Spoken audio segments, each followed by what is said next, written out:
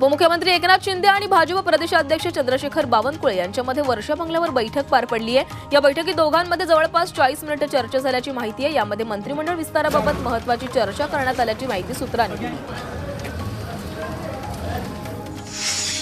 सरकारच्या खातेवाटपाबाबत जयंत पाटलांनी प्रतिक्रिया दिली आहे। सत्ता मिळाल्यावर सगळे वाद मिटतात, त्यामुळे भाजप जे सांगेल ते इतर दोन पक्षाला मान्य करावे लागेल असं वक्तव्य जयंत पाटलांनी केलं आहे।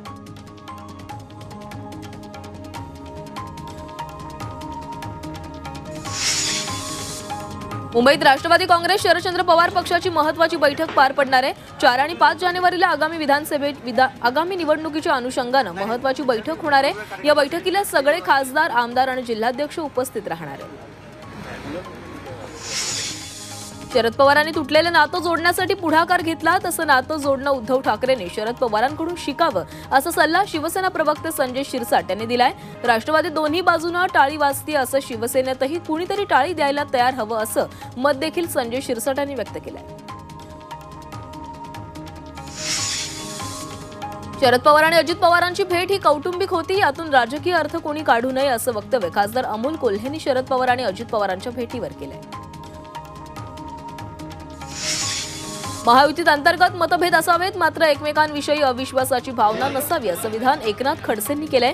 दिल्लीत शरद पवारांच्या वाढदिवसानिमित्त उपमुख्यमंत्री अजित पवार यांनी शरद पवारांची भेट घेतली। या भेटीनंतर खडसेंनी हे विधान केलंय। भाजपचे आमदार गोपीचंद पडळकर यांचा जुना फोटो सध्या व्हायरल होतोय। पडळकरांना पोलिसांनी अटक केल्यानंतर हातात बेड्या घातल्याचा फोटो पाहायला मिळतोय। राष्ट्रवादीचे प्रदेश प्रवक्ते अंकुश काकडे यांच्याकडून हा फोटो व्हायरल करण्यात आला। शरद पवार यांनी पंतप्रधान नरेंद्र मोदी यांना पत्र लिहिलंय। दिल्लीत होणाऱ्या साहित्य संमेलनाला प्रमुख अतिथी म्हणून उपस्थित राहण्याची पत्रातून विनंती करण्यात आली आहे। 21 आणि 23 फेब्रुवारी दरम्यान अखिल भारतीय मराठी साहित्य संमेलन पार पडणार आहे। मराठा आंदोलकांनी उपमुख्यमंत्री शिंदेंची भेट घेतली आहे। गंगाधर काळकुटेंनी भेट घेतली असून मराठा समाज पाठीशी असल्याच्या भावना त्यांनी व्यक्त केल्या। सोलापूरमध्ये एम्स रुग्णालय उभं करा असं पत्र खासदार प्रणिती शिंदेंनी आरोग्यमंत्र्यांना दिलंय। तसंच या रुग्णालयासाठी राज्य सरकार मदत करेल असं आवाहनही शिंदेंनी बोलताना दिलंय।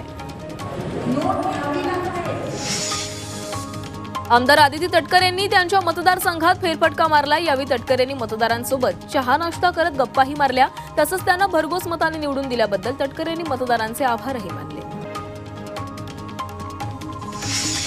निवडून आलेल्या खासदारांना विकत घेऊन भाजपला ऑपरेशन कमळ करायचे अशी टीका नाना पटोले यांनी केली आहे। काँग्रेसचे खासदार आमच्या संपर्कात असल्याच्या बावनकुळेंच्या वक्तव्याला त्यांनी हे प्रत्युत्तर दिलंय।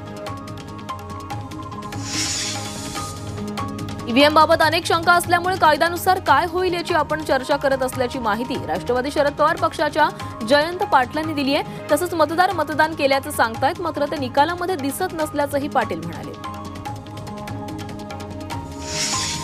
आपला पराभव झाला नसून आपण षडयंत्राचे बळी ठरलो असं वक्तव्य राष्ट्रवादी काँग्रेस शरदचंद्र पवार पक्षाचे नेते सतीश पाटील यांनी म्हटलंय। पुष्पा स्टाईलला डायलॉगबाजी करत त्यांनी पदाधिकारी आणि कार्यकर्त्यांना पुन्हा जोमानं कामाला लागण्याचं आवाहन केलं। नियमानुसार एकूण उमेदवाराच्या संख्येच्या 10% जागा जिंकल्या तर विरोधी पक्षनेता ठरतो अशी माहिती सुधीर मुनगंटीवार यांनी दिली आहे। तसंच विरोधी आमदारांनी अभ्यास करून विषय मांडावे तसा सल्लाही त्यांनी विरोधकांना दिला आहे।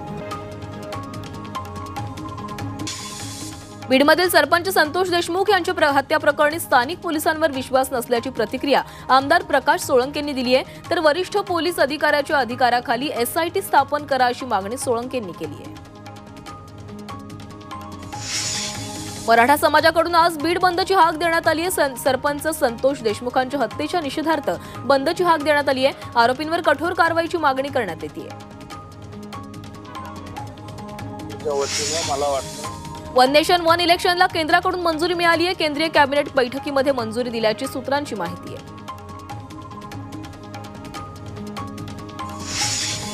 वन नेशन वन इलेक्शन देशासाठी आवश्यक आहे अशी प्रतिक्रिया भाजप आमदार सुधीर मुनगंटीवार यांनी दिली आहे। 5 ट्रिलियन इकॉनॉमीसाठी एक देश एक निवडणूक आवश्यक असल्याचंही मुनगंटीवार म्हणाले। शिवसेनेचे नेते दीपक केसरकरांनी वन नेशन वन इलेक्शनच्या निर्णयाचं स्वागत केलंय। यामुळे वेळ आणि पैसे दोन्ही वाचणार असल्याचंही केसरकर म्हणाले। तसंच महापालिका आणि झेडपीच्या निवडणुका सुद्धा अशाच घेतल्या पाहिजेत असं देखील त्यांनी म्हटलंय। जे लोक मतदान करत नाहीत अशा लोकांच्या सुविधा शासनाकडून बंद केल्या पाहिजेत असं वक्तव्य काँग्रेस प्रदेशाध्यक्ष नाना पटोलेंनी केलंय। ते वन नेशन वन इलेक्शन या विधेयकावर बोलत होते। वन नेशन वन इलेक्शन विधेयकावर खासदार अमोल कोल्हे यांनी प्रतिक्रिया दिली आहे। या प्रक्रियेसाठी मतदार राजा तयार आहे का असा सवाल कोल्हेंनी उपस्थित केलाय। मतदारांच्या शंकांचं केंद्र सरकारनं निरसन केलं पाहिजे असंही कोल्हे म्हणाले। वन नेशन वन इलेक्शन विधेयकामुळे विकास होईल असा हा प्रचार चुकीचा आहे असं वक्तव्य वंचित आघाडीचे अध्यक्ष प्रकाश आंबेडकरांनी केलंय। तर वन नेशन वन इलेक्शन विधेयक पास झाल्यास त्याला सुप्रीम कोर्टात आव्हान दिलं जाऊ शकतं अशी शक्यताही आंबेडकरांनी व्यक्त केली।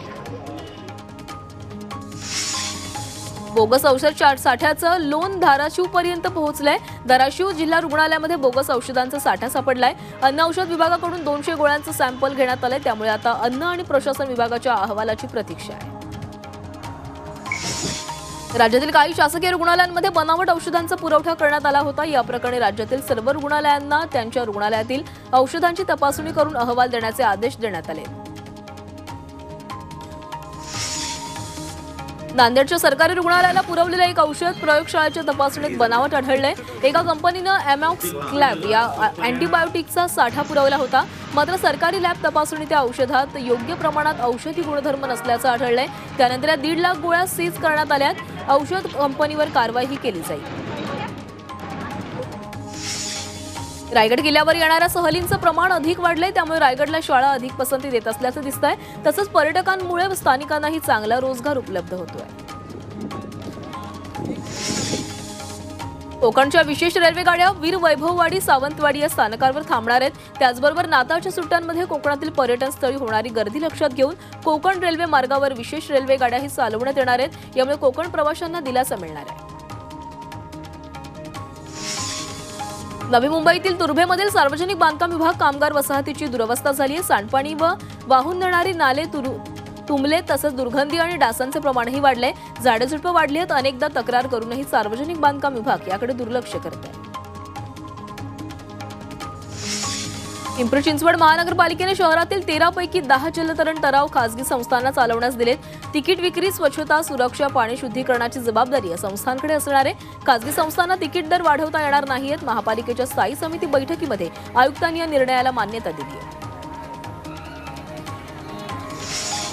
ठाणे महानगरपालिका क्षेत्रात आज पाणी पुरवठा बंद असणार आहे। सकाळी 9 ते दुपारी उद्या सकाळी 9 वाजेपर्यंत 24 तास पाणी पुरवठा बंद असेल। मनपानं पाणी पुरवठा योजनेचं नियोजन करून टप्प्याटप्प्यानं एक वेळ पाणी पुरवठा सुरू ठेवण्याचं नियोजन केलंय। भिवंडी शहरालगतच्या खोणी खाडीपार ग्रामपंचायत परिसरात एनआयएनं मोठी कारवाई केली आहे। कामरान अन्सारी नामक व्यक्तीला ताब्यात घेण्यात आलंय। पाकिस्तानमधील देशविरोधी संघटनेशी संपर्क असल्याचा एनआयएला संशय आहे। संभाजीनगर शहरातील एका मदरशातून 22 वर्षीय तरुणाला एनआयएनं ताब्यात घेतलंय। या तरुणाकडून 3 मोबाईल जप्त करण्यात आले। संबंधित तरुण दिल्लीतून एनआयएनं ताब्यात घेतलेल्या तरुणाच्या संपर्कात असल्याची माहिती आहे। कल्याणमध्ये काळ्या पिवळ्या जीप विरोधात रिक्षा संघटना आक्रमक झाली आहे। असुरक्षित बेकायदेशीर प्रवासी वाहतूक करणाऱ्या मुदतबाह्य काळ्या पिवळ्या जीप भंगारात काढाव्या अशी मागणी रिक्षा संघटनांनी परिवहन विभागाकडे केली आहे। कल्याण रेल्वे स्टेशन ते मुरबाडपर्यंत या जीप प्रवासी वाहतूक करतात। त्यामुळे रिक्षा चालकांनाही फटका बसतोय।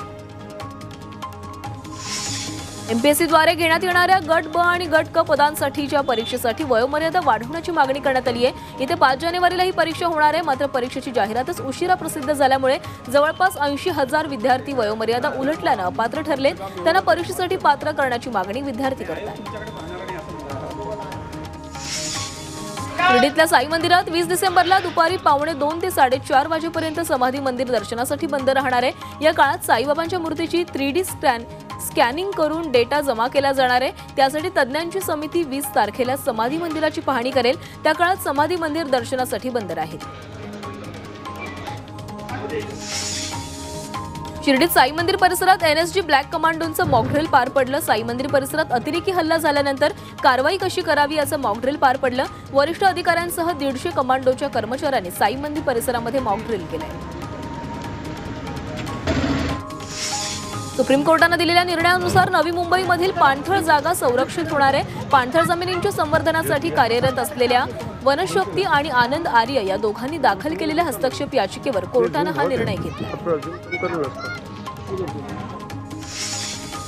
लातूरच्या अहमदपूर तालुक्यातील तळेगाव येथील 103 शेतकऱ्यांना वक्फ बोर्डाच्या न्यायाधिकरणाकडून नोटीसा बजावण्यात आल्या आहेत। आता लातूरमधील बुधोडा येथील 25 शेतकऱ्यांना नोटीस बजावण्यात आली आहे। या नोटीसीतून जवळपास 200 एकर जमिनीवर दावा करण्यात आला आहे।